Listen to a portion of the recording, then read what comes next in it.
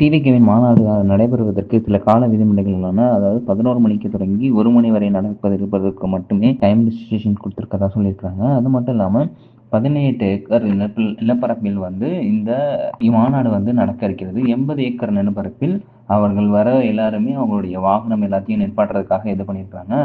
அது மட்டும் இல்லாம அங்கங்க டிவிகேல இருந்து சிசிடிவி கேமராஸ் எல்லாத்தையுமே மாட்டியிருக்காங்க. டிவிகேலேருந்து மாட்டியிருக்காங்க. போலீஸ்லயும் இது பண்ணியிருக்காங்க. கரூர்ல நடந்த சம்பவம் இங்க நடக்கக்கூடாதுங்கிறதுனால ஏகப்பட்ட போலீஸ் ப்ரொடெக்ஷன்ஸ்லேருந்து ஏகப்பட்ட போலீஸ் எல்லாருமே நம்ம அந்த கூட்டத்துக்கு முந்தின நாள் நைட்டே அங்கே இருக்கிறாங்க. அது மட்டும் இல்லாம அந்த கூட்டத்துக்கு நடுவு மத்தியில் வரப்போற பாதைகள் எல்லாமே நிறைய ரூல்ஸ் அண்ட் ரெகுலேஷன்ஸ்லாம் வச்சிருக்காங்க. யார் யார் வரணும் என்ன ஏதுங்கிற மாதிரி, எத்தனை பேர் வராங்க என்னங்கிறது ஒரு திருவிழா மாதிரி அங்கே இருக்குங்கிறது பயங்கரமா எதிர்பார்ப்பா இருக்கிறதுனால நிறைய போலீஸ்காரங்களை அந்த பக்கத்தில் எல்லாருக்கும் குமிச்சிருக்காங்க.